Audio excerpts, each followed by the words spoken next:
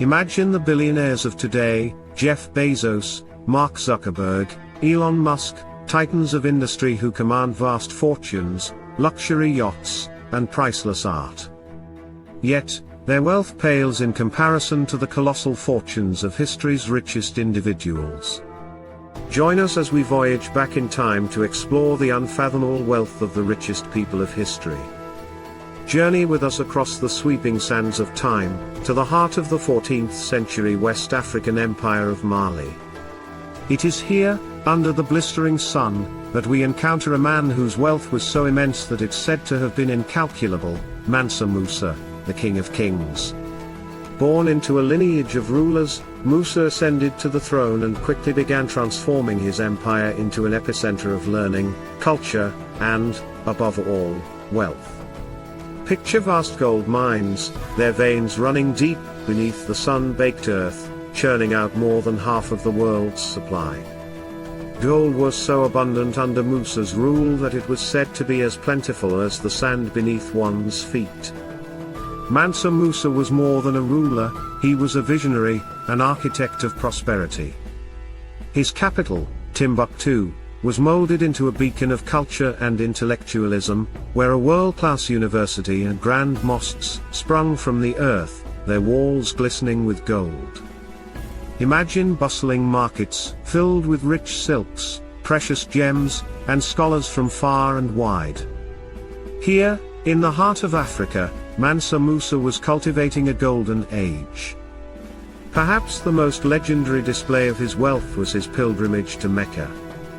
Picture this, a caravan stretching as far as the eye could see, with tens of thousands of soldiers, entertainers and camel loads of gold. He generously distributed gold to the poor, to the cities he passed. His wealth was so immense, his generosity so vast, that it caused hyperinflation in the regions he passed.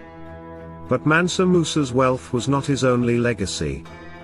His reign brought an unprecedented boom in arts and education, transforming Mali into a cultural lodestar that attracted scholars and artists from across the known world. His impact, like his wealth, was immeasurable, rippling through the corridors of history. Fast forward to a world in transition, where the heartbeat of the Industrial Revolution is echoing across the United States. The year is 1870. We're in Cleveland, Ohio. Here, amidst the smokestacks and the clang of machinery, we meet a man who would become a synonym for wealth, John D. Rockefeller. Rockefeller was a man of humble beginnings, but he possessed an iron will and a clear vision of the future.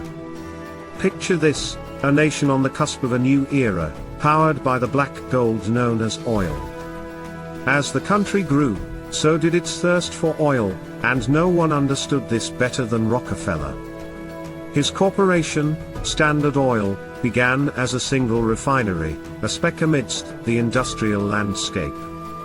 But under Rockefeller's strategic leadership, it expanded its reach, swallowing up competition, securing favorable railroad rates, and streamlining operations. Standard Oil soon became the titan of the oil industry, commanding an unimaginable 90% of all U.S. refineries and pipelines. Imagine the wealth that flowed into Rockefeller's pockets. It was a torrent of riches, so vast that it made him America's first billionaire. Adjusted for inflation, his net worth would peak at an eye-watering $400 billion today, a fortune that eclipses the combined wealth of many of today's richest individuals. But Rockefeller's legacy extended beyond his immense wealth. His philanthropic efforts reshaped America's social and cultural landscape. The universities he founded, the medical research he funded, all part of the vast ripple effect of his life. As we leave Rockefeller's world, we see a figure who wielded wealth and influence like few before or after him. His legacy, etched in the chronicles of business and philanthropy, serves as a testament to the era of extreme wealth and extreme change he embodied. As we close the chapter on John D. Rockefeller, we're not just leaving behind a tale of immense wealth but also a story of foresight, innovation, and a lasting impact that shaped the very fabric of America. From the pulsing heart of industrial America, we venture to the vast, icy expanses of Russia, where the echoes of a bygone era of royalty and opulence resound. It was here that Tsar Nicholas II, the last of Russia's tsars, presided over a sprawling empire, wielding power and wealth that beggars belief. Nicholas II was not just a man, but an institution, the living embodiment of an ancient tradition. His wealth was interwoven with the very fabric of the Russian Empire itself, an empire that stretched from the glittering palaces of St. Petersburg to the remote reaches of Siberia. Imagine a realm teeming with an abundance of natural resources, its earth rich with minerals and its forests brimming with game. In this land of extremes, the Tsar was the custodian of an immense fortune, a fortune that was as expansive and diverse as the subjects he ruled over. Yet, his reign was not one of peace. Storm clouds of discontent and revolution gathered on the horizon, threatening to engulf the empire. Still, amidst this tumult, Nicholas II stood as a beacon of stoicism and resolution. To his millions of subjects, he was a figure of honor, of loyalty, embodying the stoic spirit of Mother Russia herself.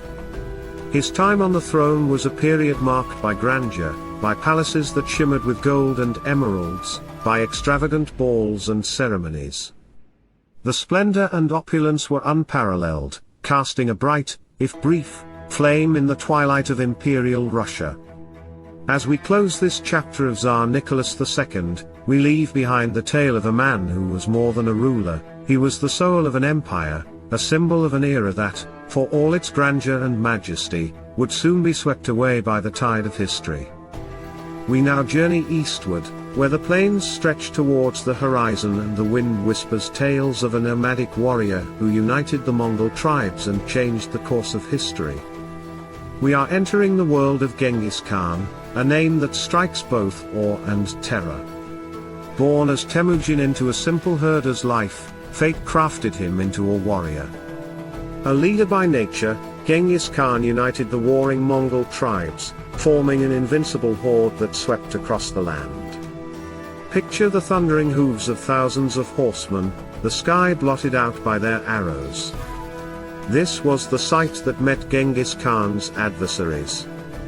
His empire grew to encompass a vast expanse, from the Sea of Japan to the gates of Eastern Europe. He commanded the largest contiguous land empire in history, an empire that was awash with the spoils of war.